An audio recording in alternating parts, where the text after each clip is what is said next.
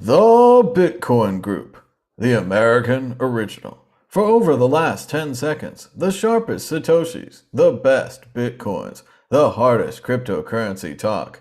We'd like to welcome our panelists, Josh Shigala from thestandard.io, Well, howdy, folks. Martine Wishmayer from General Bytes, Hello, Bitcoin. Ben Ark from Ark BTC, Dan Eve, the Crypto Raptor. Hasta la vista, baby. And I'm Thomas Hunt from the World Crypto Network. Moving on to issue one. Issue one, Tesla cashes out 75% of its Bitcoin, $936 million. That's right, Elon Musk, a friend to Bitcoin no more. What a difference a year makes. After Tesla loved Bitcoin, now suddenly they're selling Bitcoin. Josh Shigala, we all saw this coming, and now Elon Musk has done it. They stopped taking Bitcoin, and now they sold 75% of their Bitcoin. As CNN proudly proclaimed, they kept their Dogecoin. Dogecoin unaffected. Yeah, let's all keep the coin where its inflation rate is higher than Venezuela. That's tops. Now, we actually talked about this on the show, that he's a businessman. He won't sell. At the end of the line, he's got shareholders. The CEO needs to, bow to the shareholders and the board, and whether he wants to keep it or not, if there's a constant bear. And you got to remember, Tesla is down almost 50% since November, so that's he'll be under a lot of pressure. I didn't see anything abnormal. I did see it a bit abnormal that it was at the bottom, but if it was at all-time highs, then they would probably hold even further, saying, "Oh, it's all-time highs. Why would we drop this right now?" So, what was interesting is I would like to know when exactly, because I want to see on the charts how much difference that sort of volume made. I'm guessing it was all OTC and someone else bought it, because when someone sells, someone needs to buy, right? So the article could just as well say, so-and-so billionaire bought 900 and something million worth of Bitcoin, but instead it's Tesla sold. So actually, the real article is always who met who went up. Did the buyer meet the seller's price, or did the seller meet the buyer's price? Because that means it's either down or up. We always knew this was going to happen. We just thought the board of directors would make him do it. Martine Wishmayer, your thoughts on Tesla selling out? Personally, I don't really care, because I'm not a big fan of Tesla, and I think Elon Musk is a bit of a dick. So honestly, don't care if he sells or not. But from what I understood, the reason he sold is because of extensive lockdowns, of COVID lockdowns in China, uncertainty with their mega factories, and they just needed the cash. Their stock is down, they needed the cash. So, they made them sell it. And yeah, it was funny that I mentioned that they kept their Doge, probably because it was worthless, and I hope the price will go up a bit. But yeah, it is a bit funny though. When it was announced that Tesla bought Bitcoin, the price jumped up 20%, and now that Tesla sold the Bitcoin, the price dipped maybe 5% maximum. So yeah. It's tick tock. There's another block, and Bitcoin moves on. There's nothing really to see, and it's good. Yeah, I'm happy Elon cashed out, because the whole tweet storm thing, it was just downright annoying. So yeah, please move on. Nothing to see here. Business as usual. Yeah. I don't think he'll buy in the future, because he got a lot of criticism for purchasing this energy-intensive cryptocurrency while he was making green cars. I don't care really. Somebody else will step in and buy it. Maybe Michael Saylor bought them all. I don't know. Martine's previewing what I wanted to say. Ben Ark, Is Tesla finally about the environment now? They won't take Bitcoin for a car, and they're not holding a lot of that dirty Bitcoin. I mean, that thing for who's on Twitter as a Bitcoin fan and somebody who would try and communicate that he knew something about Bitcoin, and he was an authority on Bitcoin, and then they accepted Bitcoin and Tesla because he had to U-turn because he hadn't looked into the carbon footprint of Bitcoin. Clearly, he didn't really know that much about Bitcoin and how it works and how it's or else that would they wouldn't have accepted Bitcoin in the first place. But $1 billion worth of Bitcoin is a lot of money. It's a lot of Bitcoin to flood onto the market, and it's great that it didn't dump the market too much. It just dropped the price a little bit. At the time when Elon Musk pumped the price of Bitcoin, that 20%, we were about to head into kind of bearish territory, and we were having a bit of a downtrend. And then he came in and started pumping the price up. Everyone got excited, and then there's all this jubilation, and then the price, went even more like synthetically higher than it should have been. And then the drop was even harder for people. So it's not very responsible behavior in my mind, particularly because he hadn't obviously done his due diligence on Bitcoin itself, for him to make that U-turn. And it just makes sense now that they've dumped the coin. So it's good, like, get him out of the conversation when it comes to Bitcoin, moving on. And similarly, get these electric Tesla cars out of the conversation. Let's all move to hydrogen fuel cells, which is a far superior technology, which doesn't rely on all these horrible lithium-ion batteries and all these chemicals and compounds which need to be mined in very dodgy mining conditions by small children in sub-Saharan Africa in order for you to have all these batteries in your car. Hydrogen fuel cells are the way forward. And we see these like huge companies come up out of nowhere and make huge fortunes, and they're going to change the world, and then they crash down to nothing. And I think that's what's going to happen ultimately with Tesla and with Elon Musk and his empire. But yeah, dumping the Bitcoin. I mean, he's done the thing, isn't he? He's bought quite close to the top, and then he sold right down at the bottom. So, we'll fool him. Dan Eve, Elon Musk signed a deal to buy Twitter. Do you think he's selling the Bitcoin to get the money? Well, now that there's that potential lawsuit, then that's being hurried as well. There is a reason why he would need a bit of extra capital, and probably Tesla shareholders are a bit scared about their assets and what's going to be needed to fund the Tesla deal, the Twitter deal, if it gets pushed through.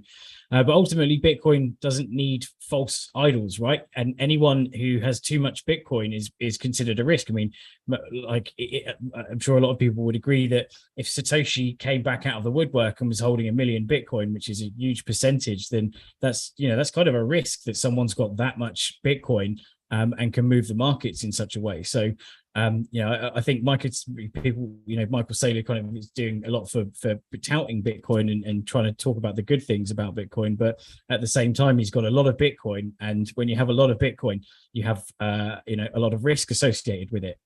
So I don't know. I think ultimately it's good that not one party controls too much Bitcoin. And yeah, it's just a shame that Elon got caught into the buy high, sell low, like we've all done before. So he got caught up. But it's just crazy considering how the Tesla is meant to be like a green company. Obviously, the way they mine their batteries and blah blah blah is pretty hardcore. But that he didn't do the research into the mining. Now, hopefully, this doesn't turn into some sort of crazy Ethereum play, where he's been bagging up loads of Ethereum because he's like, Ethereum's going proof of stake, so that could work well with Tesla. Energy efficient Ethereum. That's something that I wouldn't put completely past his craziness. And the Doge thing, I think that's a bit of a misnomer because they would have had to have found someone to buy that much Dogecoin. There's two sides to the sale, right? As Josh pointed out. If someone's going to be selling Bitcoin, Dogecoin, then someone's going to want to buy that much Dogecoin. So, I think that's just they kept it just because they have to. Exit question: yes or no? Is Bitcoin better off without Elon Musk? Josh Shigala. I don't think Bitcoin gives a shit. Gives a rat's fat. Martin Wishmayer. Yes, the weird Twitter tweets on Bitcoin and then a price movement. No, better off without Bitcoin. Sorry, without Elon Musk. Sorry. Ben Ark, he runs a fancy electronic car company. Yeah, Honey Badger don't care. Just bye, Elon. Nice knowing you. It's fine. Dan Eve, is it a sweep? No one wants Elon around. Well, I think he's too much of an individual risk because he's very kind of politically, dividing at the moment. But I'm not going to. I don't think it would be a bad thing if Tesla turned around and said, "Hey, we've assessed the Bitcoin mining situation, and we actually agree that it's now more than 50% renewables, and we'll start accepting Bitcoin." You know, I wouldn't have a problem with that for sure. It's only because they named it Bitcoin mining people picture pickaxe and coal. They should have named it Bitcoin politely bringing out of the ground, some kind of nice thing. Maybe they could have named it Issue 2, Early Thaw. Bitcoin mounts surprise rally as fears of crypto winter fade. The rainbow chart was right again. The price of Bitcoin and Ethereum bouncing over the weekend. Martin Wishmayer, is it just the mad tour and the fact that Thomas Hunt is traveling around again that has obviously saved us from 6 more weeks of winter, almost as if some kind of Groundhog Day type prediction was happening? What about the price of Bitcoin? I think this article is already 2 days old, and the price is already down again. So I don't think it really. I don't think it's very much a news item any longer. But yeah, the price is it's constantly going up and down. I'm not too worried. It will go up. Crypto winter. I hope it lasts for a few more years because then we can stack more sats. But nah, I don't really care about the price, to be honest. The price goes up and the price goes down. Ben Ark, what about the price? Yeah, I mean, you just got to look at the Bitcoin's undervalued, but I do feel like we're still going to go down, hit maybe that 10K GBP price, which is what I was aiming for. But it's just such great work being done in the space by all these free and open source projects, companies, individuals. There's just the stuff which is being built is immense, and the value and the actual value of Bitcoin is far more than it was, last year before, whatever. So it just continues to have that bootstrap effect by, people having all this access to capital, mainly from the price going up so substantially over the past decade. And that's going to continue to impact the price. It's that negative feedback cycle where it just, it's like a chain reaction, just will go up in price. But yeah, we are probably going to dip down first, which brings us nicely in line with the halvening pump, which is what, a year away. We start pumping halvening. When we start talking about the halvening and pumping that, we'll start as soon as we can. Ben continuously bearish to 10K. He wants to see Michael Saylor cry. He wants to see Michael Saylor cry. We went at this New Yorker conference last week where we all were, and we probably could have done a show, but it was just too busy and hectic. So I apologize to everybody for that. But it was quite nice to be at a Bitcoin conference and for it to kind of feel bearish. Like there wasn't that many people there. They're all great people, the people who were there, but there wasn't that, like, when you're in a bull market and you have like a greater number of people who just come to any conference because they've started hearing about Bitcoin's going up in price, blah, blah, blah. And there just wasn't that sentiment there. So it did start to feel like we are actually in proper bearish territory now, which is good. This gives us, the platform to go up from. Well, that's good. Penny, the sky is falling. You're in a bear market when Chris puts on blockchain days Mallorca, because the guy has the worst luck. Yeah. When it comes to timing. The poor. Yeah, anyway. Dan Eve, the price up or down? What do you say? Oh, I'm still on a down. I don't think we're quite out of this little crypto winter thing. We're only like less than a year away from the last all-time high, right? And there's never been in history like all-time highs coming within a couple of years, right? Surely it's going to be like 23, 24, like when the price really starts to get all choppy. I think I'm not sure about a dead cat bounce, but yeah, I don't know. Ultimately, as everyone's already covered, the infrastructure is still building and building. More and more people and services using it, accepting Bitcoin and learning about it. So ultimately, it's just part of the ride, right? The price just what follows a lot of external things like the stock market, right? We still have attraction to the stock market and other indices. So we are susceptible as Bitcoiners to the price movements of everything else that's happening in the wider environment. But ultimately, Bitcoin is still here. It's still strong. The hash rate's still like near all-time high. Really, it's just under 200 exahashes. So it's only 30 exahashes from all-time high. Obviously, it seems like I think the difficulty took an adjustment down of about 5%, the biggest in a while. Due to some other miners coming offline that dropped from the all-time high of hash rate. But ultimately, Bitcoin's here to stay, and they've got all these funny EMAs and SMAs and all these little acronyms that they can use to say what's their price, what's going to happen to the price, but no one knows.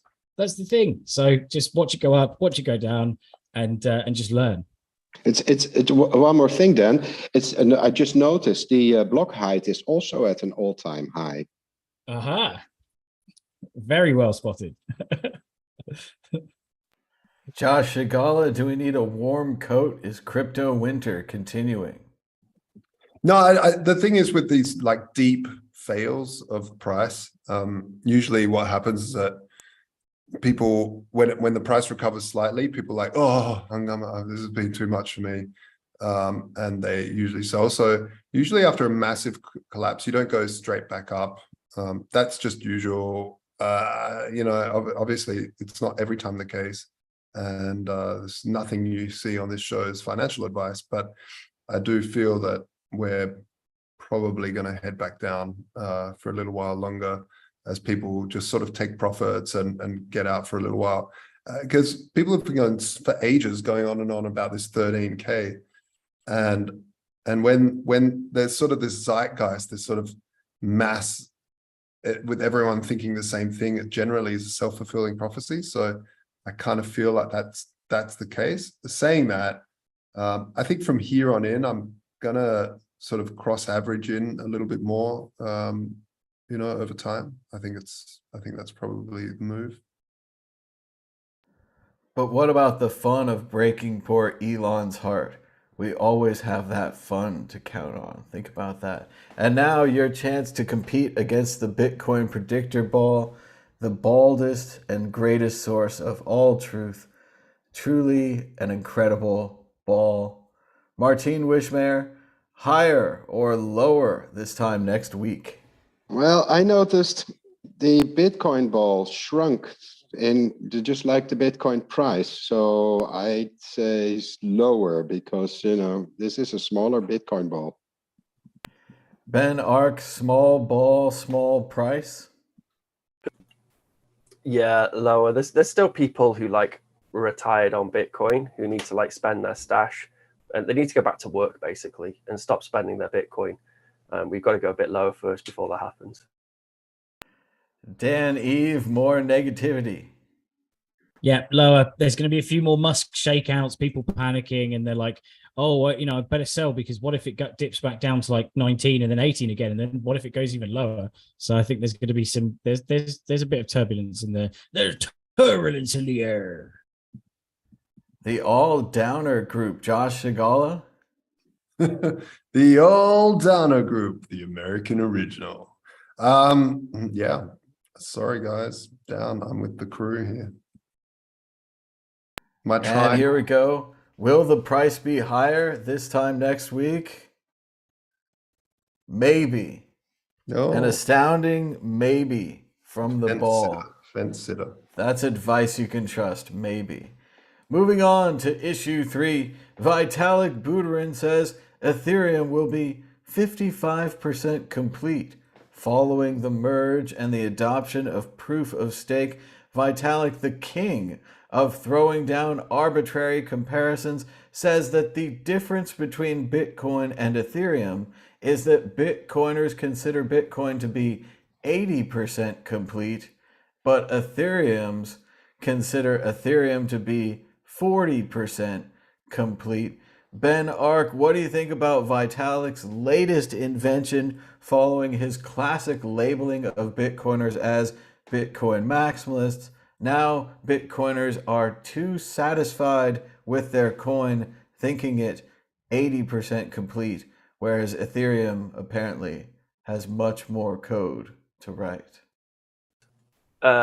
Quick tangent, because I can't comment in the chat, but I noticed in the chat people are talking about renewables being used on Bitcoin. I have a repo, Awesome Eco Bitcoin. It's on Arc BTC, Awesome Eco Bitcoin, where I collect links on actual examples of people using renewables with Bitcoin, and there isn't any. There's one, and it's so go check that out. PR it if you have any examples of actual renewables being used with Bitcoin when it comes to Bitcoin mining. Just want to drop that in because I couldn't comment in the chat. Sorry, but with Vitalik, that's Vitalik saying that it's 55% complete, and then he's looking at the Bitcoin community and saying, well, they think it's 80% complete. If you ask similar, what is Bitcoin? Like, is the core Bitcoin core? Just not the second layer stuff and everything else. Just the actual on-chain Bitcoin, how complete is it? He would probably say it's like 30% complete. He would probably have a lower number than 40%. So it's a bit of just marketing by Vitalik. I think most people who are working in Bitcoin try and solve some of the problems which Bitcoin has when it comes to scaling and rolling it out and getting everyone access to the Bitcoin network. They'll all say that it's not 80% complete. And that's just the wider, Bitcoin ecosystem. And then if you were to go deeper and ask the people who actually, like the core developers working on chain and on Bitcoin Core, they would say it's probably lower than 40%. So yeah, it's just Vitalik just pulling out some silly percentages.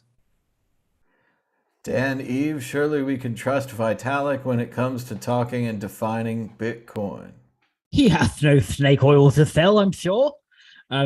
No, ultimately, he's got his own shilling points, right? And he's camp Ethereum. Obviously, he started off, contributing. Well, I don't know about code wise, but at least in the cypherpunk sort of mailing list, he wasn't involved in that, and he was around in the sort of early days.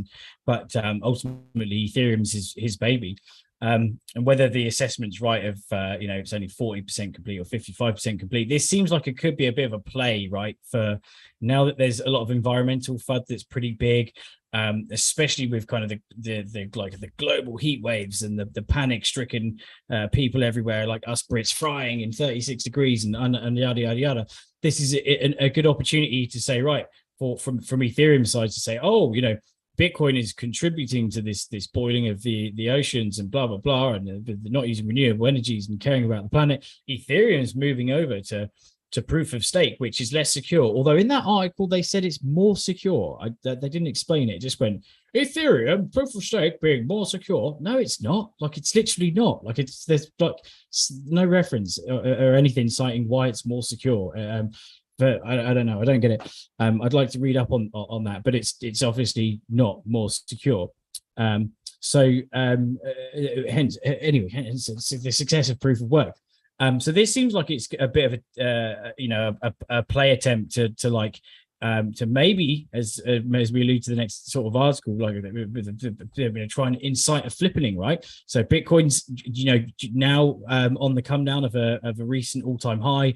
It's pretty obvious in previous market cycles that we've got a little while before the next halvening, which is when things really start to get choppy. So maybe this is kind of an overtaking play. Is like, right, trying to play the environmental side, push Ethereum proof of stake, push some Bitcoin environmental FUD, and to stir up the maximalism of it, and try and get people over to camp Ethereum for some price action in between. Maybe to try and get Ethereum to detach a bit from Bitcoin's price cycles that are based on halvenings.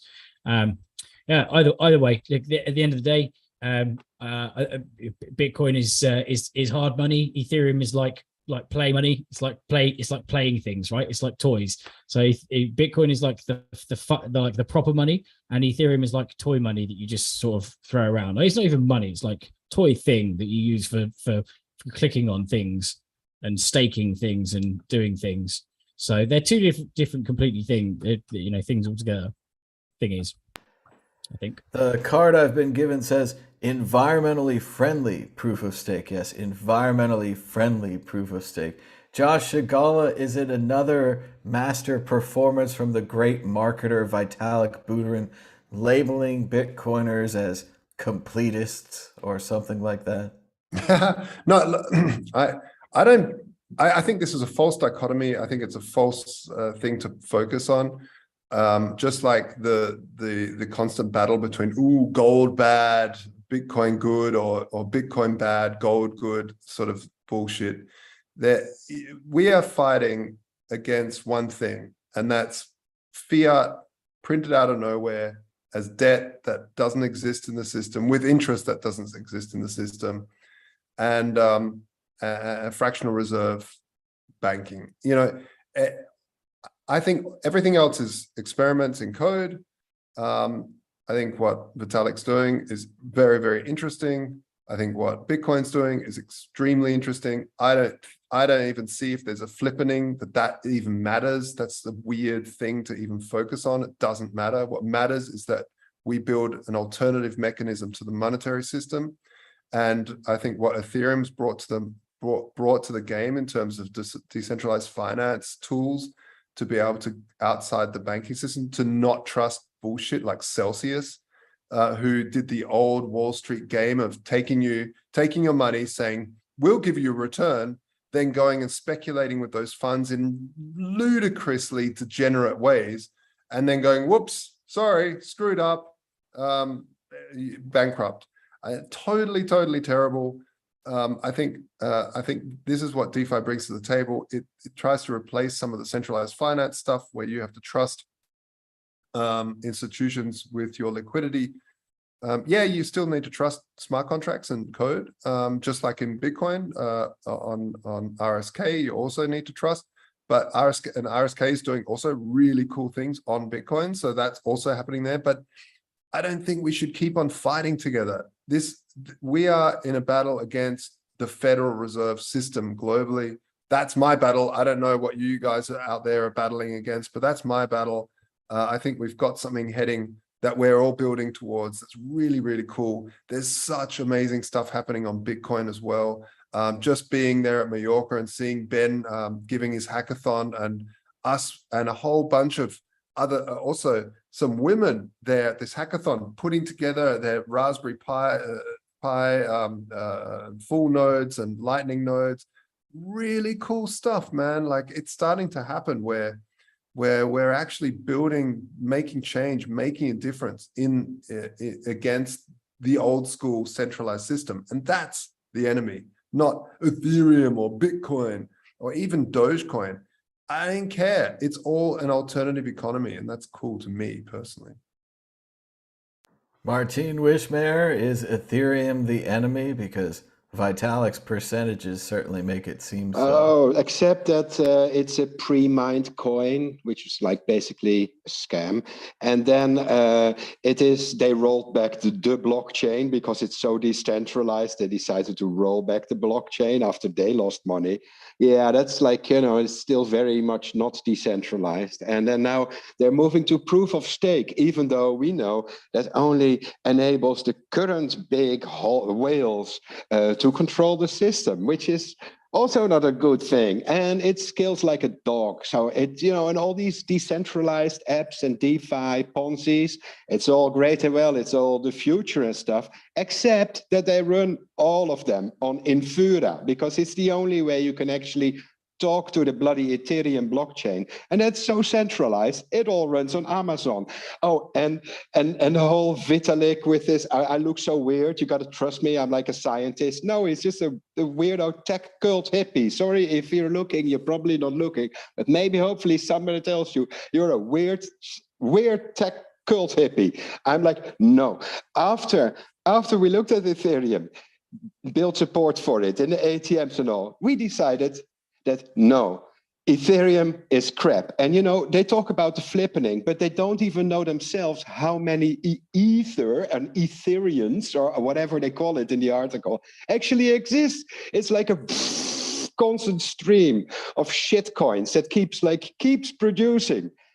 21 million for everyone. Now that's a store of value. I really believe in Bitcoin. I think Ethereum, for Bitcoin to succeed, Bitcoin will succeed, but Ethereum will die. Once people find out that the stakeholders for the proof of stake, they're basically all the exchanges, because people leave their coins on the exchange, and the exchanges, they own the stake, and they're not in your best interest. So no. And then when you find out that all your decentralized crypto kitties die all of a sudden at the same time, then oh wow, it was centralized after all. So what's the point of building a decentralized application if you basically centralize everything?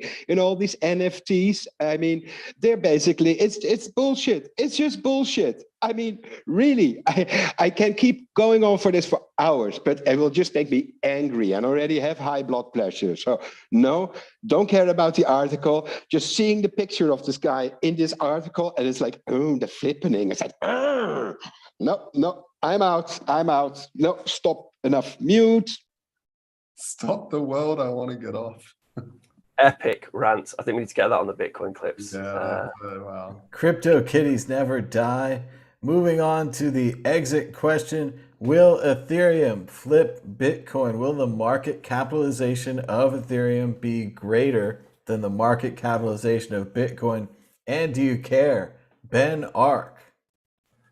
I mean, the problem with proof of stake is it will work. And then until they have a UASF event where someone like Roger Ver and the big corporations decide to take control of Ethereum, and then the users won't be able to claw back that control.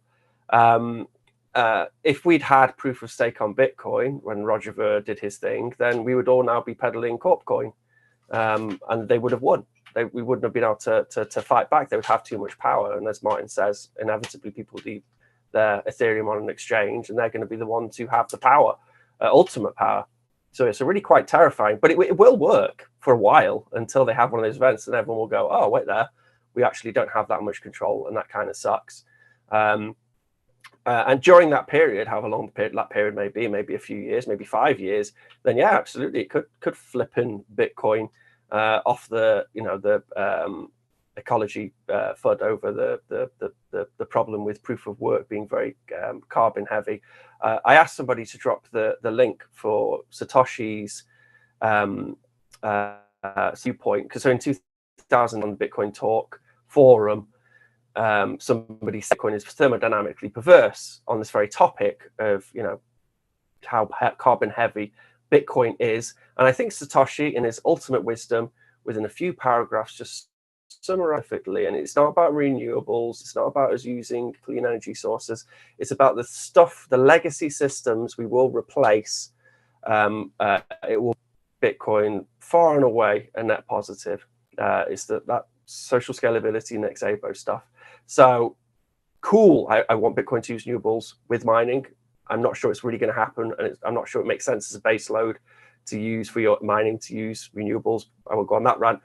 But yeah, proof of work, proof of stake could work, and for a while until they realize that they've just given up all control to a few centralized players. Dan Eve, yes or no? Will Ethereum flip the market capitalization of Bitcoin? Well, if it did, it has no bearing on what Bitcoin was designed for and what it's still designed for and being used for. It will just be a price thing that as part of some market hype and pumping will potentially it's only got what two and a half. It's 191 market cap of Ethereum right now. And then it's 441 for Bitcoin, so that's 101. Says I don't know what the maths is, but it's just over 2, right? It's just over 2x from where it is now if Bitcoin stayed still. So it's not like completely out of the question that a crypto just will go up 100% in a small amount of time and play some funny antics on the top 10 of CoinMarketCap. But it's still a different thing. It's not Bitcoin ultimately, and it's just going to be a bit of a price game. But yeah, I don't know. The fact is that I just see them as two different things. I see that I don't almost see them as competing, right? I see that they're just, that's a chart that just shows you what the market cap is. There's no other relevance to it other than the fact that there's two things on a list. There's plenty of other things on that are completely incomparable to Bitcoin, but they're still on there. So you don't count them as part of the, as part of this, the competition against Bitcoin. It's just a thing that's on the list that's measured by market cap, which is, the supply of the coins multiplied by the price. So yeah, I don't really care if it does flip it or not, because Bitcoin's still doing its thing.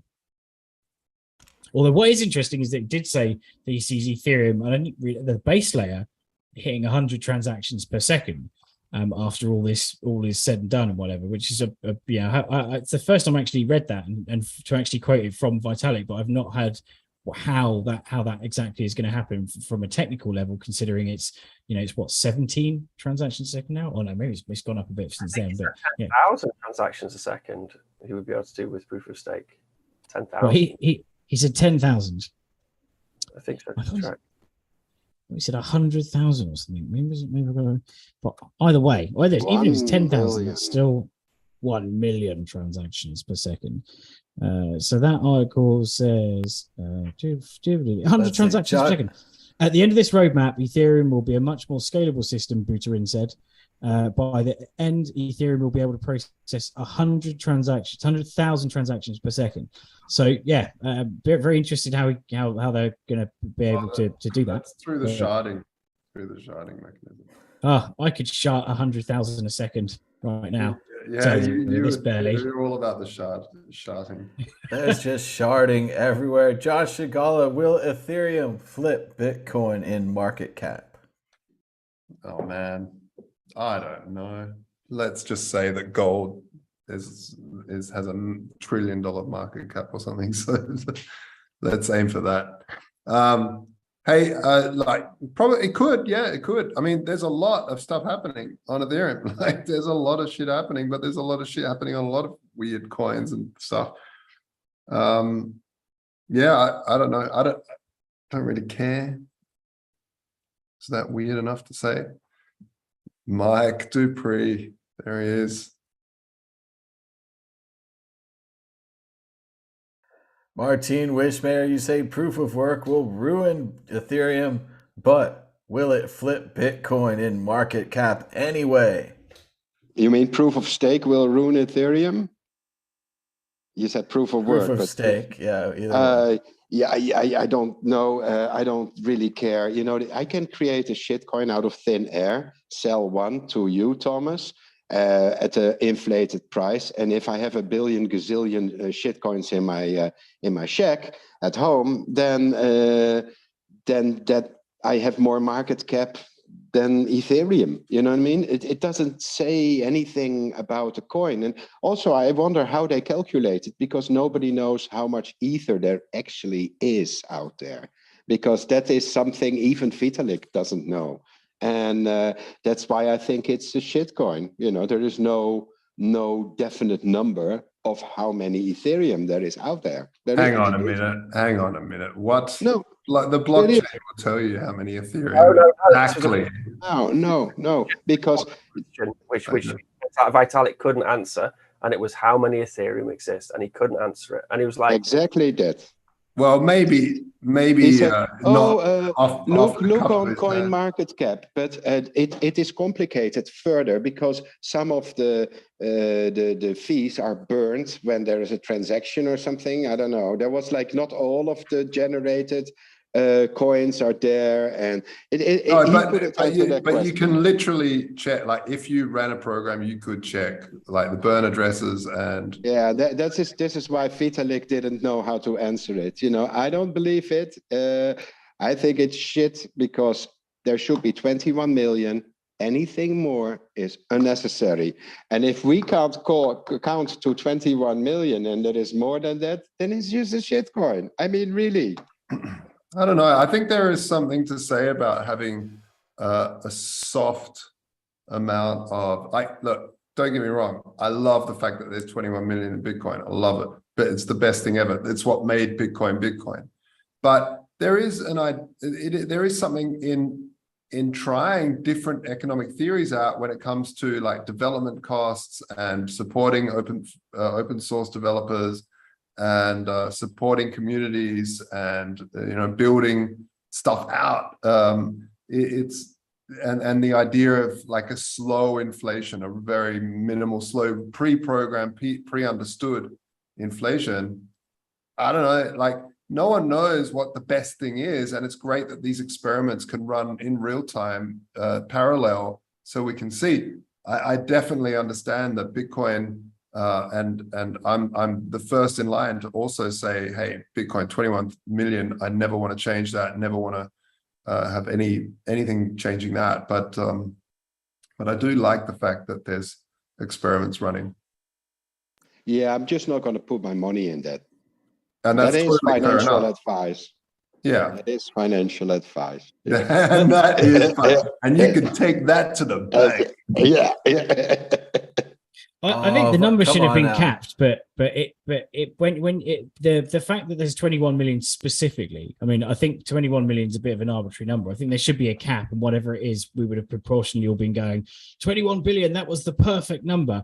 But I think the thing that plays down is getting in people's heads, trying to make them live in satoshis, especially when we've got these hopes of Bitcoin being $1 million one day.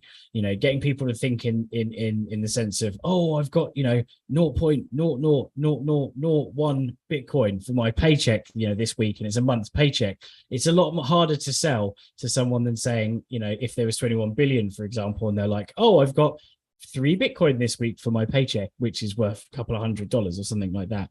So I do think that the number itself is arbitrary. What matters is the fact that it's capped and it's finite and it's not going to change, and that's what makes it scarce. It could be 21 million, it could be 21 divisible by 67 zeros, maybe 69 zeros. It's not arbitrary then. It's obvious, because 22 million would be too much. I mean, don't you see that? 21 million is just right. 22 million right. is wrong. It's like the Goldilocks. Half of 42. So that is obviously the answer to everything.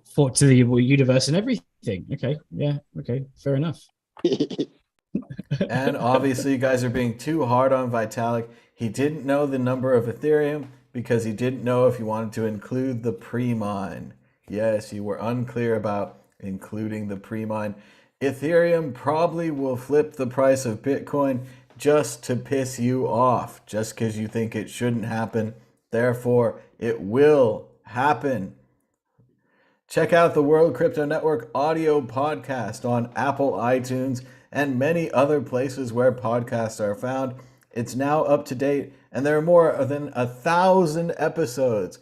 Leave us a review and a star rating, because there are more than 1,000 episodes, but they only review us based on the political ones. Moving on to issue 3, crisis on the horizon. Leak reveals a major red flag inside Coinbase amid wild Bitcoin and Ethereum crypto price swings. Yes, they've stopped the affiliate program at Coinbase. They're no longer paying users to recommend them as a very popular startup strategy. Josh Shigala, what about Coinbase and the sudden stoppage of the affiliate program?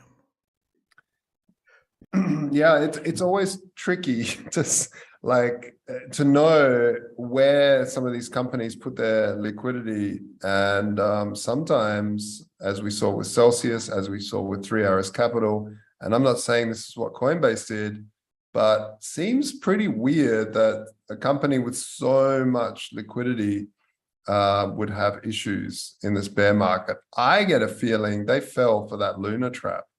Or something like that, something weird, or I don't know, or they had money in Celsius or something. I don't know. Something smells fishy.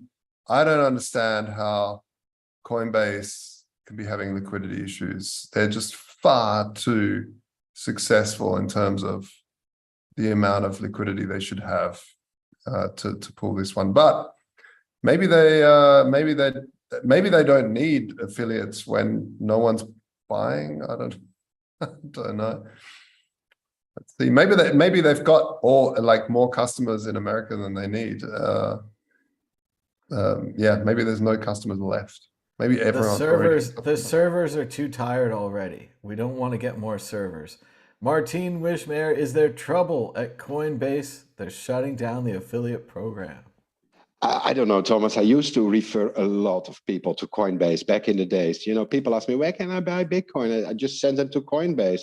And I stopped doing that a long time ago. Why? Because Coinbase gradually turns into shit Coinbase. They were pushing all these useless coins. Turns out now that there was some insider trading going on. People had knowledge of what coins they would list, and then make a shitload of money on it for themselves. So, but yeah, I think the real reason they stopped this affiliate program is because nobody any longer uses it any longer. I mean, I can't honestly refer newbies to Coinbase because they'll end up buying shit coins, and they'll totally, because they really have to look for Bitcoin in between all those other coins that are listed.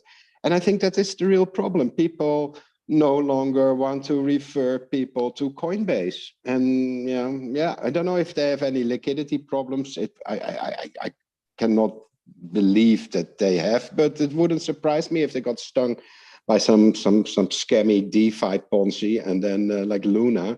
And then, I don't know. I don't care either. I don't use them anymore. I don't recommend them. I stopped using their affiliate program like years ago. They had this earn program too, where you could like earn some shit coins, which you could then immediately switch back to Bitcoins and then try to cash them out. But it's an easy app. It's a good company in a way was, but now I'm not so sure. There's always every week there's some new bad things coming out. So I hope they get their act together and then turn into a professional Bitcoin only company again. But I don't see that happening anytime soon. So no, don't know. Ben Ark, maybe we're looking at this the wrong way. Maybe every man, woman, child on Earth already has a Coinbase account, so there's no more reason to market or advertise. This is a positive decision, given that light.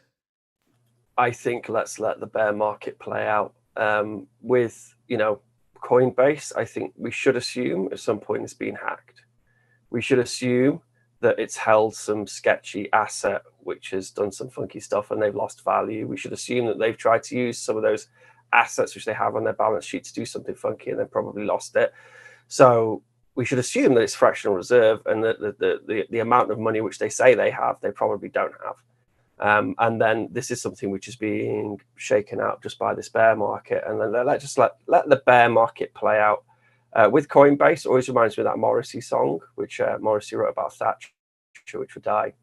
And it's just like, when will you die? When will you die? And it's kind of like that. You sat there watching it thinking, when are you going to die, Coinbase? When are you going to die? Are you in a band? We should start one. Dan Eve, more doom and gloom for Coinbase? Surely Coinbase won't die. Oh, Coinbase has got a lot of haters, but at the same time, like Martine said, back in the day, it was the easiest way to just shove people to Coinbase. I didn't even do it. I never did it with a referral link, but just to say, if you want to buy Bitcoin, you can go onto Coinbase. And it's kind of nice and easy. They've taken on some crazy ass shit coins, and people have been burnt, but ultimately, I don't think it's constructive for Coinbase to fail, and hopefully they probably have been hacked. They probably have done some stupid stuff, but I'd like to see them survive purely because of the fact that they're a Bitcoin company. They were Bitcoin. Initially just Bitcoin. They did add shit coins. But it's not good for the ecosystem. For the more these titans fall, the more even though it's not Bitcoin, the more it reflects badly on Bitcoin. The affiliate program specifically they've said that it's just in the US, right? So maybe that's something to do with regulation rather than profit and loss. I'm not sure. I mean, obviously, there's probably going to be the shares are down like 80% from when they floated, so there's going to be some shareholder pressure to kind of tighten the reins a bit, stop spending as much. But and there's obviously competition from places like Strike who want to do the 0% spread fee sort of thing. So they do have a lot of competition. But at the same time, we're in a bear market, right? But there's something that we didn't have really hugely in the last bear market. Now, first of them is that, well, we had the last bear. First of them is that that people have still got to sell. So it's not just about people buying Bitcoin. People are still selling, and they still make money on the spread of Bitcoin, right? So that's so even though there's people dumping, for example, and not as many people buying and pumping, they're still going to make money on the spreads. And second of all, loads of people I know around the world, me included, paid in stable coins. What you do with stable coins, you have to cash it in for normal like money. And what do? You make a huge spread on it. So like people who are getting paid, all these different, decentralized communities that are paying people in stable coins, they've got to cash out in some way into real fiat, into real shitcoin. So the Coinbase is still making money on that spread. So I don't know. I don't think it's as bad as the doom and gloom sort of side. I think it's more just kind of general trimming down. They can see a bit of a multi-year bear market or a winter coming in. But at the same time, they're just trying to tighten the reins, make sure that they remain profitable. And as much as people want to see them fall, at the end of the day, the thing is, you don't have to go think about it like this, right? Like, you don't have to go and buy the shitcoin. You can go on Coinbase and just buy Bitcoin. You don't go into a supermarket and go, oh, they sell carrots. I don't like carrots. I'm not going to buy anything else. I don't like them because they sell carrots. No. Then the difference is, if you come into a supermarket and everywhere you look, there's fucking carrots everywhere. And you're just there for a Mars bar, and you really have to dig through the carrots to find that one single Mars bar, then I would not recommend that supermarket. And that's the case with Coinbase. Try finding the Bitcoin between all the other listings. No, it's just saying, you can't. It's not that black or white. There is like that is true. But I do like the carrots analogy everywhere. I do like the analogy that shopping at Coinbase is like trying to find a Mars bar party in a carrot fest. Yeah, in a way, yes. Moving on to the exit question. Is Coinbase too big to fail? Even if they got hacked, even if they bought a shit coin, even if they run out of money, Coinbase will be bought by Goldman Sachs and everyone will be fine. Josh Shigala, yes or no, Coinbase too big to fail? Sadly, I agree with Dan. I hope they don't fail because they haven't really run. They've been a solid company throughout thick and thin. They haven't they've done shit like given IRS a whole lot of things, but that's usually because the government has forced their hand, and if they want to keep operating, they have to comply. I hope they survive. So I don't really have a gripe with Coinbase. I've never used them I don't hold any malice against them. Martin Wishbear, too big to fail?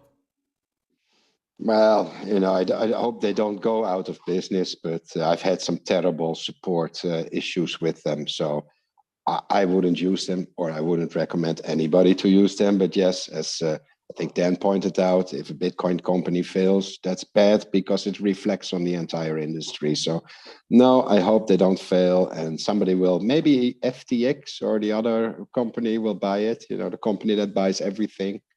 It's like by and large, just from Wall-E, the only company left. But no, they'll be around. Don't worry about it.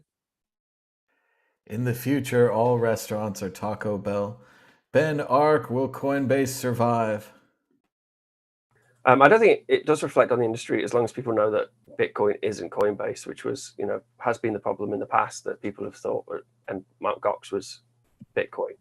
I think Green Chili is correct in the chat when he said that, Brian is a bad actor. He's a bad actor. And ultimately, when it comes to them having a bailout, whether they're bought by a big company, then the big company is going to look at their assets, going to look at their debts, and what they owe to their customers.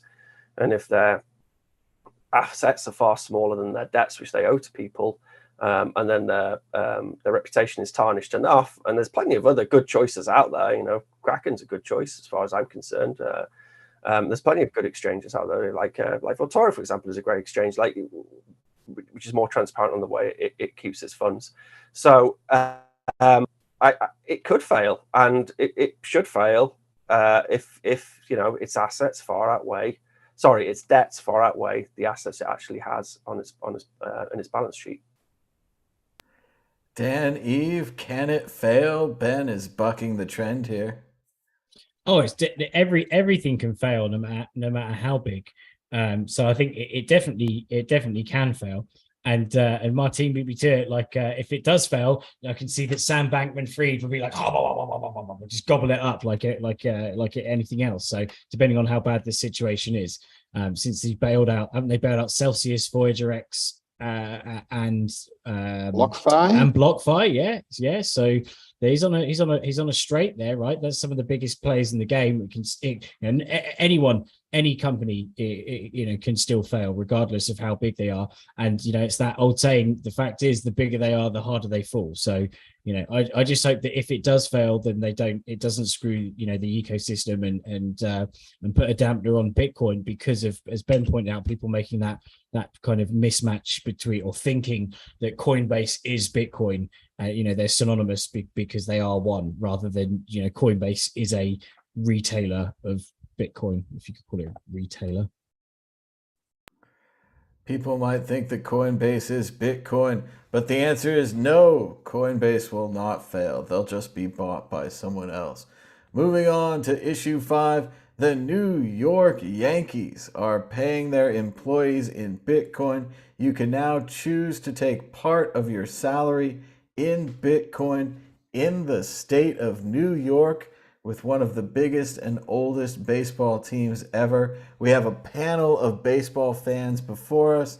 Let's go to Martin Wishmayer. Are you excited that the New York Yankees baseball team is accepting Bitcoin and giving it to their employees?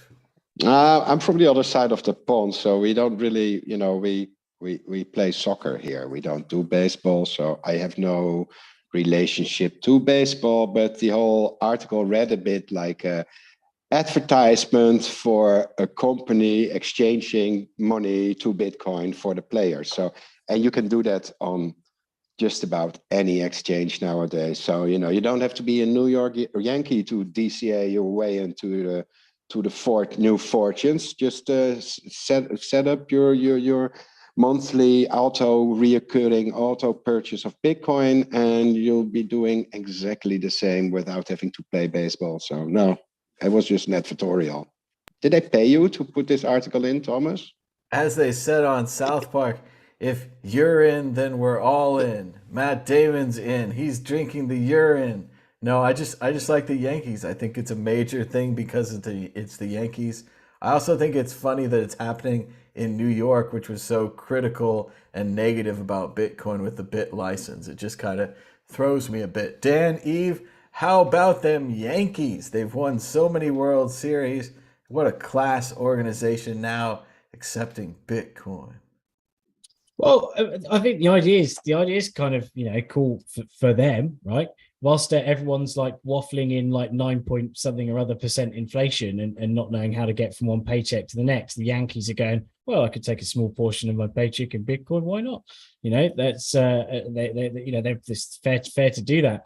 It's just sad that we're not in a situation where the general economic scenario means that people can save a bit more, and normal people can put some in Bitcoin. The average person who's from a street cleaner to a road sweeper, but that doesn't leave much in between. But the average person. Those are the only two jobs: street sweepers and road cleaners. That's your future, son.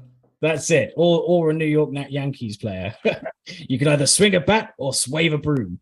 So it would be nice if the current economic climate meant that more more people are able to save like fiat money, let alone to get into Bitcoin and take that slight bit of a gamble. Because what do they care if the 10% of their wage they buy in Bitcoin and it goes up or down? They're living very healthily and happily.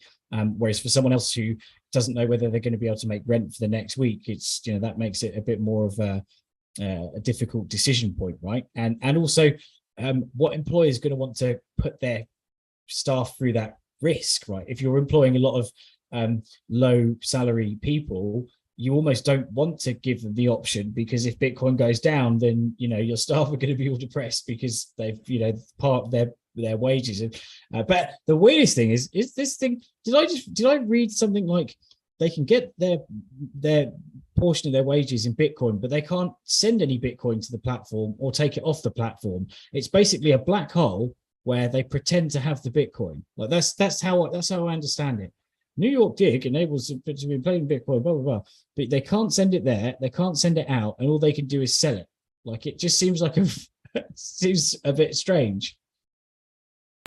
It sounds like an ETF, but just not quite an ETF yet. Josh Shigala, the Yankees are also letting their players and staff take their salaries in lottery tickets. Why not Bitcoin? Hey, the thing is exactly what you said, and you stole the words right out of my mouth. The bit license, does the New York, because I don't know much about the New York Yankees. All I know is George Costanza works there, and that the bit license, I know. Do they have a bit license now? How do they do this? How do they do this magic? That's how they do it. They don't actually sell Bitcoin. They just allow them to buy some sort of weird derivative and then sell it again or something. So they can't actually have hold of the Bitcoin. Oh, New York. I mean, to be the financial hub of the world, and just to basically put the new economy into bondage so you can save the old economy, is just disgusting. And I don't know why CoinDesk has their big events there in New York and stuff. We should just ignore New York fully and outright and let it rot.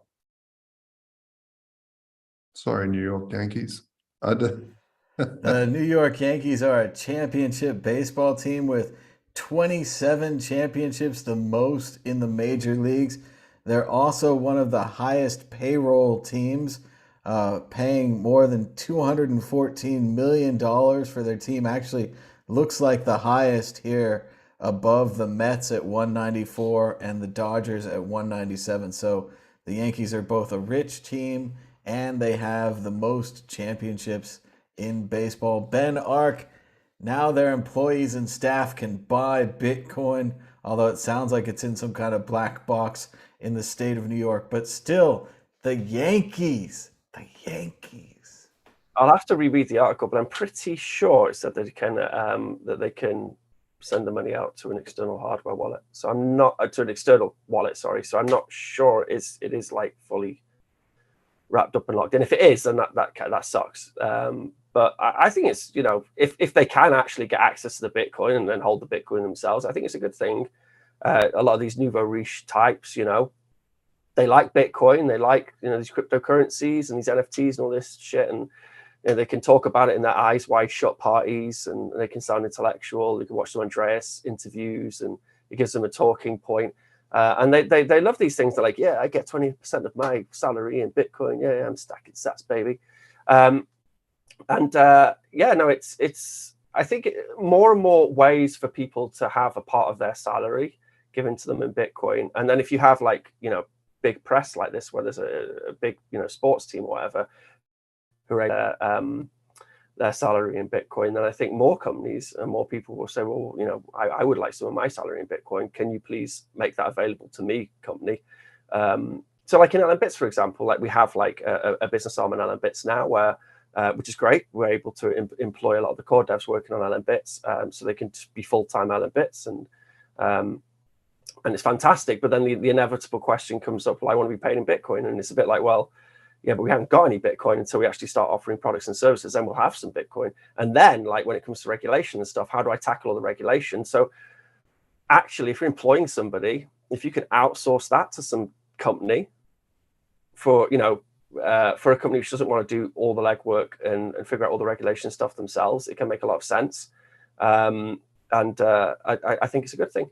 If as long as they can actually get the Bitcoin, which I'm pretty sure in the article it said they could, but I may have misread it. By the way, it literally. Oh, sorry. Just repeat. It literally says while users can sell this. This sounds insane. While users can sell Bitcoin on the platform, BTC cannot be deposited from an external source to NYDG's custody platform or transferred to an external wallet. It's literally like going, come to a restaurant, we'll give you some cake, and it's behind a glass screen, and then they like throw the cake at the screen, and then you just walk out and you go, that was fun. Yeah, just for history though, that's how Cash App was, that's how PayPal was. It seems usually when they start a new system like this, they don't want to turn on withdrawals just in case it's not ready yet. So it's very possible they add that in the next 6 months. I think that's possible. No, that I'm depressed now. By the way, folks, if you are looking to pay your employees, or you're an employee that wishes to be paid, you can use bitwage.com. And they've been in the industry forever. I don't know who owns them now, but maybe Thomas, do you know those guys? Because they're in California, right? It's probably FTX that owns them, but yeah, Bitwage is classic, and they've been doing this a long time. What's nice about that, you can set up like checking and savings, and you can just send like $100 a month to savings, and they'll convert that to Bitcoin and send it where you want it and all that. But we're running out of time. Moving on to issue 6. Bitcoin is for billions. Fedimint on scaling Bitcoin in the global south. A community custody protocol, Fedimint wants to scale the Bitcoin network to 1 billion users in the global south. They've got a chart where second parties and friends of family, not financial institutions. Then there's Federation with no single point of trust. Guardians, who are Bitcoiners, are likely doing this already. And then there's Chaumian eCash, privacy preserving money, all in Fedimint, that they say is going to use community-backed lending. And challenges include that most of the states listed here have either an absolute or implicit ban on cryptocurrencies. Ben Ark, what do you think about Fedimint and their community lending strategy with privacy money and question marks for Africa? I mean, I think it's great. The people who are working on the project are people who I personally admire, like Obi and Jano Justin Moon's involved in the project, and from Prague involved in the free and open source. So Minimint is the free and open source. They've made Fedimint, which is the business arm, and then there's a Chaumian eCash, in that you have a mint, and then say if I send funds to you, Thomas, and I can use blind signatures to send funds to the mint burn them, and then they send them to you, and it can all be done in like a zero knowledge-y way. This cryptographic technology has been around since since Chum wrote about it in the late 80s or whatever, and I know that he ran some examples of it during the 90s. And the concept now is to try, and the problem with the mint is obviously that then regulated. So the idea is that you federate this, and you have lots of other mints, which all kind of federate together, and then you can have this community coin where it can be very, very private. It doesn't have on-chain costs, and the way Fedimint are doing it, it'll be interoperable with Lightning Network. Hopefully, they've received a funding round, seed round, and I think it's 4.2 million. And they're great people, the people who are involved in this project, and I really do wish them the best. But there are a bunch of problems with any federation, such as Sybil attacks, and there are some concerns around that. But it's a very interesting topic, which everyone should be aware of. I think they're hopefully going to be rolling out usable software in Q1 of 2020. Basically, it's like how. And we spoke about this in Mallorca. We had a panel discussion. It was on the Lightning Network, and it's how do people use the Lightning Network? And it came to a real world context, like how is the best way for me to become involved, and me to start using Bitcoin, and me to start using the Lightning Network. And actually, running a Lightning node is pretty hard. Opening channels and things is costly currently. Maybe we'll have technologies like channel factories where it become less costly in the future, but that's not there now. However, there are all these countries like El Salvador, Central African Republic, and those other countries who are starting to use Bitcoin and use Lightning Network for their payment rails. And then the question becomes basically like, what's the least shit custodial model you can possibly do? And then when it comes to federated, Chaumian, eCash, mints, that's a nice approach, but there are some Sybil attack concerns where if the Federation can get, coerced, then can you really trust the Federation? There's other proposals, like there's the hosted channel proposals, which is where you can get some liquidity from a Lightning channel and you can use it. Say if it's from like a big node like LM Big, for example, they can allow people to have some capacity from their hosted channel and you can get instant inbound and outbound liquidity. And then you have a proof if they rip you off, basically, which you could take to them and say, look, you ripped me off. So that, again, that's a custodial solution, but rather than like a wallet Satoshi or a custodial Lightning wallet where you don't have any proof, this way you kind of get a proof. And you can kind of like, you can distribute the risk by getting these hosted channels from lots of different nodes. I know there's a lot of people in Lightning who are very interested in that. It's kind of bubbling away in the background. But then there's now this, federated Chaumian and eCash stuff. It's a very the biggest question for me is like, why, if this is such an easy thing to implement and such a great idea, like why hasn't it happened already in Bitcoin? Like why haven't all these cryptographers who of course know David Chaum's work, why isn't Chaum himself, he looked at Bitcoin for a long time, like why didn't he think maybe we could use Chaumian and eCash and a federated model on Bitcoin? Like why doesn't that exist so far? That was my exact question. Why it doesn't make any sense? Because he decided to create a shitcoin and that obviously failed. That was the reason. I think he thought he can make more money by peddling another shitcoin, and then people were not interested anymore. I think his reputation was on the line there. Well, and originally wasn't there a copyright issue where Chaum's work couldn't be included because of copyrights, and then that got worked out. And then, like Martin said, I do think he had an altcoin. Yeah. Dan, Eve, your thoughts on federated systems? Ben was muted there. Was Chaum's, was that Bitwala? Or am I getting that completely mixed up? No, that wasn't. No. But I think it sounds like a really interesting concept. That obviously it's not completely trustless. It's a federation, right? So, but there are trusted community members. The act as the guardian. So it's decentralizing. In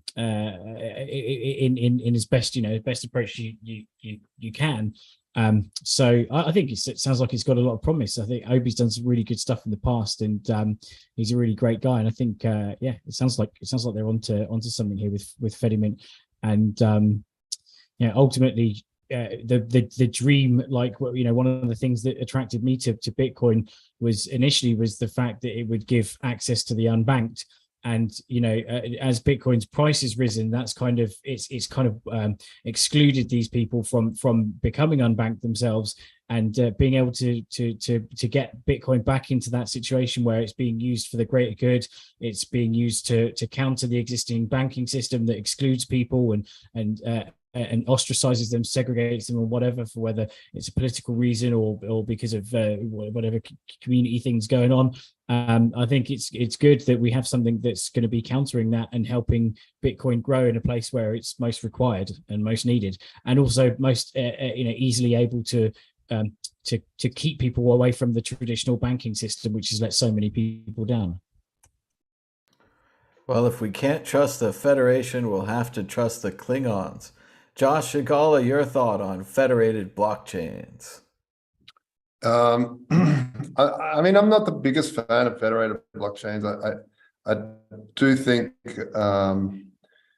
they can centralize because they start. I mean, I've only got the example of something like federated proof of stake chains. So I don't quite understand the security profile of it as much. I know that, for instance, EOS, what ended up happening with them is that the federations just start voting their mates in, and then they can collude, and then that gets bigger and bigger. And then I'm not sure. I have to look into it further. I think it's always interesting. Like I said before, it's all experimentation. Anything that can make Bitcoin scale is definitely worth a look, because I think putting all our eggs onto Lightning Network, while Lightning is very promising, I think we need competition in the space. We need more solutions to scale. And if this is another way, then hey, let's have a look. So, from a technical perspective, maybe Ben, because you know a bit more, what's Blockstream's liquid is federated, right? How does this differ from, say, some liquid? That's one big federation. So with Fedimint, you could potentially spin up your own federation, and then so you're not reliant upon Blockstream's liquid network. You could quite easily sort of spin a community coin up yourself. And then the way Fedimint are doing it, or the way Fedimint hope to do it, is that if somebody comes along and they're not part of that Chormian eCash system, then they can use a Lightning transaction, send the funds, and then the person who then receives the funds using some atomic swap stuff, like it will be like the Chormian eCash. But it means that you can have a more kind of integrated. So if you imagine like federated liquid, a liquid federation, a separate liquid federation, like multiple ones of them, they wouldn't be able to kind of like send funds between them as easily as you could potentially do it on this. And then currently in liquid, we see that it is a very like big, just one federation. But then, I mean, the argument would come, well, you know, with the liquid federation, you've got, you know, a bunch of signatories who are quite well known. There's enough of them, and they're vetted enough that you know that you're not going to get Sybil attacked. Whereas if it comes to like a small community and saying, you know, I don't know, Swansea City Council, Swansea area or something, and we have our own Chormian eCash federated minting system, like that would be a lot easier to kind of Sybil attack. And you could potentially, like, you know, they could do some shady things and you would be out of your control. And then it'd be easier for them to do that. So that would be the argument, I suppose, against smaller federations. But I think, to be honest, Josh, I think your experience in the, you know, Ethereum world of federations and whatever, and proof of stake federations, I think is very relevant, because a lot of these ideas are kind of being taken from some of those, you know, altcoin testnet scenarios, and then they're trying to make this work. I think the ultimate thing is, like, if you've got countries wanting to use Bitcoin and Lightning, like, do you want them all using Shiba wallet? Ideally, they're all going to run their nodes, and then they're all going to make channels, but that's currently very expensive. That will get easier and that will get cheaper. However, for now, like, what's the least shit custodial solution and something which is kind of censorship resistant? I'm a big fan of the hosted channel solution. I think it's a little bit more kind of almost like transparent. Like, you get to, I think, who was it? Crypto Cleanse had a nice point in the chat there. He said risk is a voluntary personal decision. And I think in a hosted channel kind of environment, that's what it is. Like, you picking where you want your hosted channels to be. And it's still a custodial solution, but you know, it's not within the interest of those big node operators for them to rip you off, because you can go and be very public about them ripping you off, and no one's going to use it. And they can get, these big Lightning nodes can also get yield for offering those services as well. Whereas with a federated Chormian eCash system, like, I don't know, it's the similar tax stuff which worries me personally. Yeah, it always has been. And I met David Chong a couple of times throughout the years, and you know, I think he's one of these geniuses who suffered a little bit from paranoia and stuff, and sadly that sort of stopped his work in a lot of this. It's been tricky for him, but yeah, I think, yeah, anything we can look at in terms of this stuff. But at the end of the day, this is why Bitcoin was invented, in terms of how do you know, have this solve some of these issues in terms of the Byzantine generals problem, or Byzantine generals problem, and these sorts of things happen over again when you're looking at second layers, because you know, there's everything that's old is new again. Everything that's new is looking at the old stuff, and so there's very rarely something that's totally new. Bitcoin the Bitcoin white paper was one of those things. And ever since then, it's just been trying to look at old technologies and how to fit that on top of this to make it scale. And I think, yeah, looking at this might be interesting. I think ultimately as well, like, it's worth remembering that, you know, the Rube Goldberg machine of legacy finance, like, we could do that, and we could do it better than they could do it with bodgy, hacky, federated eCash, Chromium eCash mints, and with hosted channels or whatever. And it's like, how do we just find how do we find the best solution out of those baskets of different solutions? But we can easily replace what currently exists, which is, you know, that's great, you know, win. And now it's the next thing is what's next? Like, how do we make people to be able to engage with the Bitcoin network in the least custodial, most non-custodial way, in a way which is feasible currently.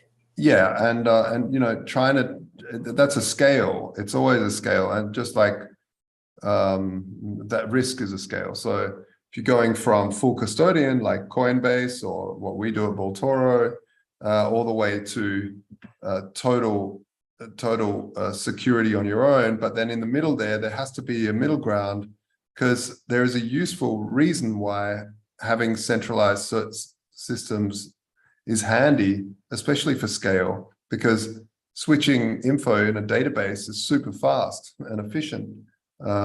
So having a custodian, some sort of ring signature, I don't know, some cryptographic magic to, you know, I always knew multi-sig is the answer to something here. I'm just not sure what it is. Martin Wismayer, your thoughts on federated cash? Back when I was a student and we did our first internet startup, we were the only place you could get decent internet in Amsterdam at the time was in the Science Park. And our neighbor was David John with his DigiCash company. So all the fax machines, because yes, back then, even though we had the interwebs, we still used the fax machine, the coffee machine, the soda machine, and the snacks machine. They all worked using eCash. So we had this like little card, chip payments. From what I understood, those digital coins, they're actually coins. They're like, you know, that's a signature thing. They're like coins. So there's no real custodian there. If you lose your card, you lose your coins. That is like, they're gone. With the issues, I think that DigiCash faced at the time, and one of the reasons it failed was that you couldn't just have several issuers of DigiCash. It would be one point of issuing where all the coins were issued. So back then they had some, I don't know, a Dewey, Huey, Louie, little weird bank in the US. I forgot the name, but they were like, it was a very small, weird bank. And they changed money to DigiCash. That was the only point of entry in the system.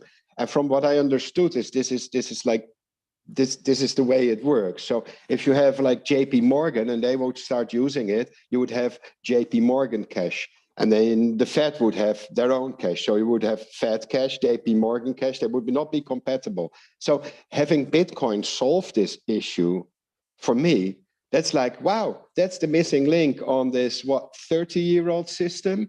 And it makes perfect sense. The only thing is, how are we going to solve this? Because right now, we need a custodian and a trusted third party. And yes, we can make sure that they are trusted, because otherwise they will be shot. So will keep everybody honest, but it's not, we shouldn't really have to trust them. So I would like to see a sort of like automated, no trust, like smart way where we can like swap from Lightning or from on-chain directly onto this federated eCash. And then I think that is definitely the solution for countries going all Bitcoin backed, because the transactions are super fast.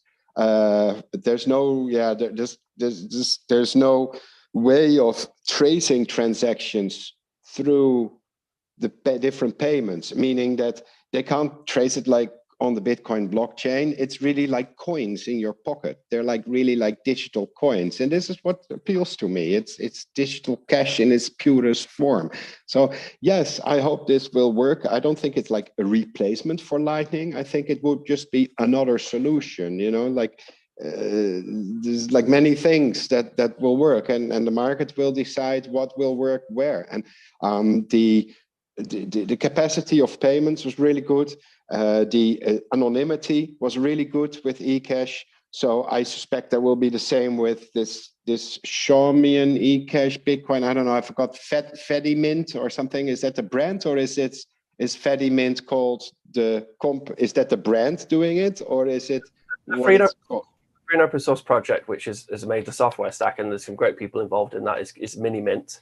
Okay, I think I tried Mini Mint, or I think a year ago or something, and or half a year ago, and it was all still in the terminal, and it came a big warnings that you will lose your Bitcoin if you continue. So I did try it a bit, but I was a bit hesitant. I thought this is very, very early. I will wait for the next version and then spin it up and give it another try. But I think, yes, I will. I'm totally on board here. I think this is fantastic.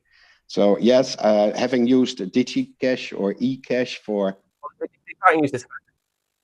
4 years, for 4 years we used it, never had a problem with it. The only thing that can happen was that one server that like went down, and then there were issues communicating. But for most of the time, it worked, and we never had security incidents. You know, toyed around with the.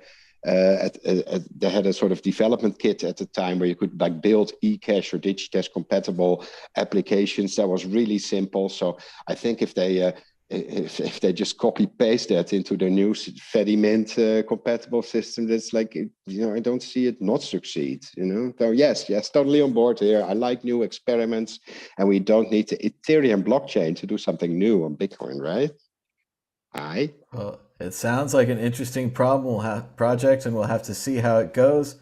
Before we're running out of time, I just want to thank everyone at Majorca Blockchain Days. We had a great time at the conference.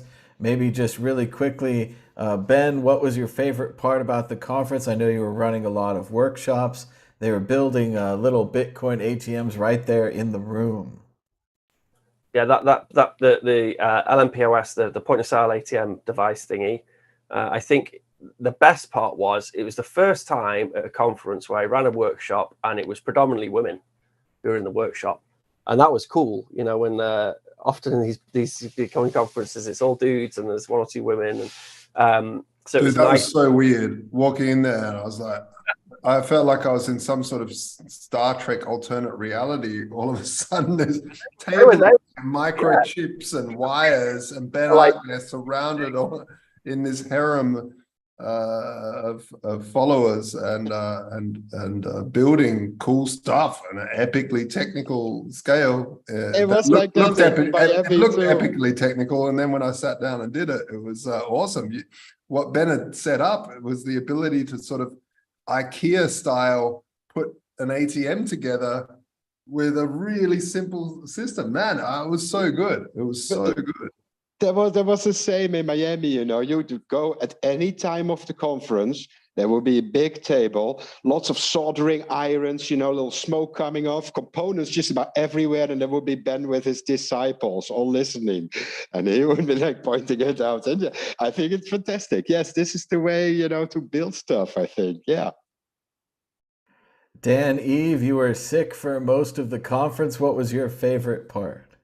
Oh yeah, completely right off one of the days with strep throat, but then I managed to it wasn't my highlight. Well, my highlight in personal achievement was that I managed to have a little sing song on the roof, which is always lovely to entertain a bit.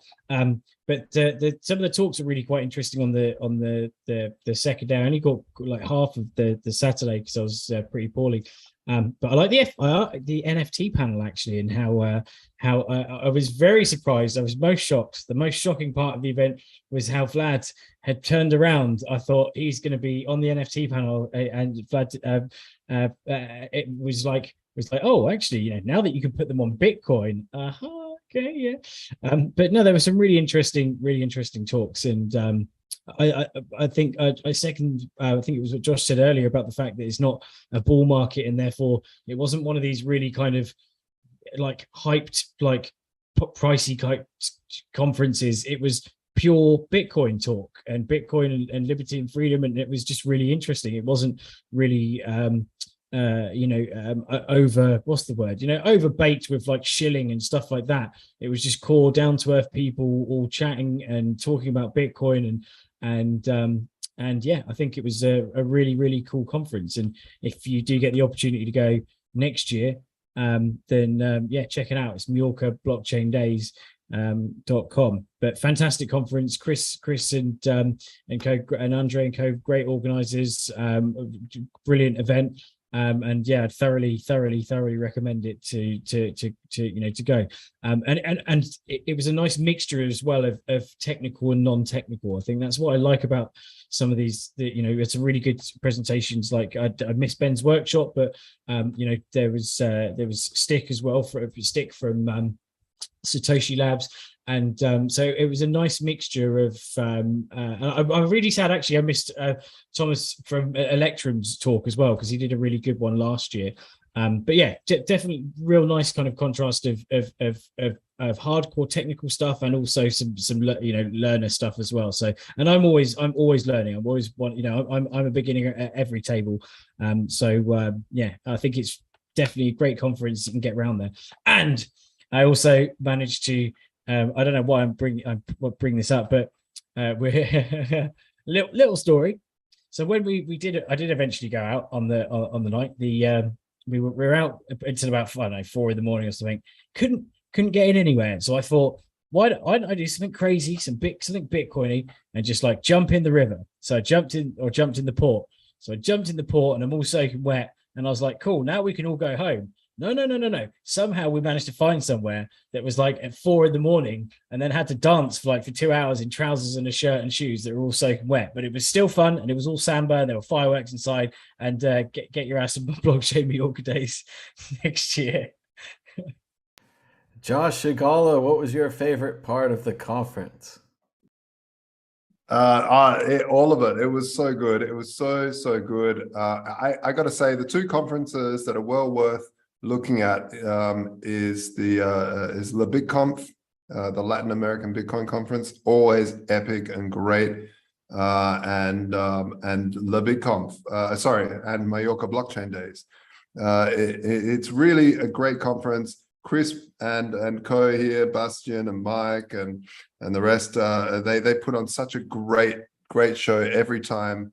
And it's always unlucky for them because they seem to put it on always like at bear markets or during COVID, or poor guys. I don't mean to laugh. It's really it's very stressful to be an organizer for one of these events, but it's well worth it. And if you're going to go, do the experience ticket, because all getting together and just hanging out on a boat afterwards.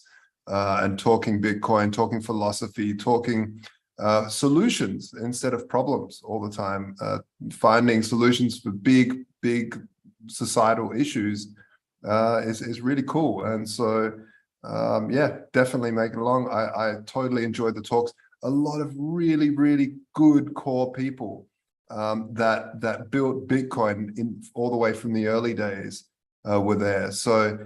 Yeah, there's not many people, and I like those conferences. I can't stand conferences like Miami, where there's just thousands and thousands of people, and all these new so-called Bitcoin experts come out of the woodwork that have, found it last week and are suddenly experts, especially in the VC space.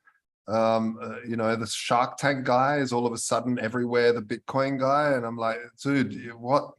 Who? No, go away, but these sorts of little conferences are really nice. There's so many really core people that have made this thing what it is now, and well worth catching up with, chilling out with, having a beer with.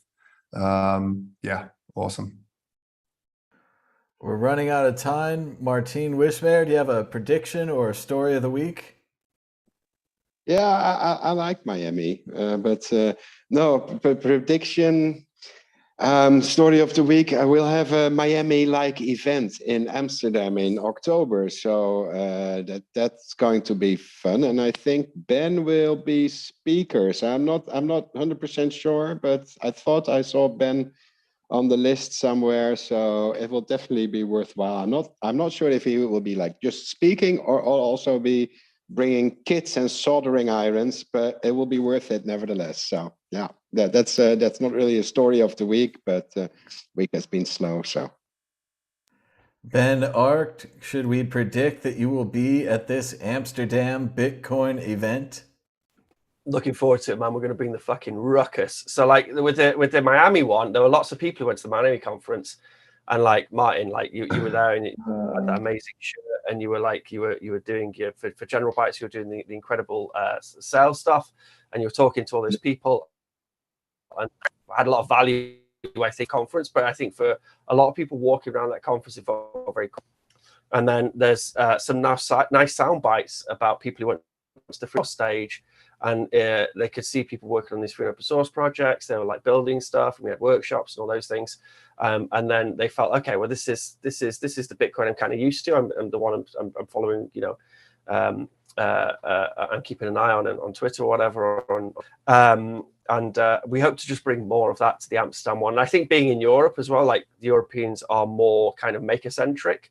So I do hope, and I know that. Oh Christ, who's the guy who runs the Bitcoin conferences? No, that's Chris. Chris is in Mallorca, isn't he?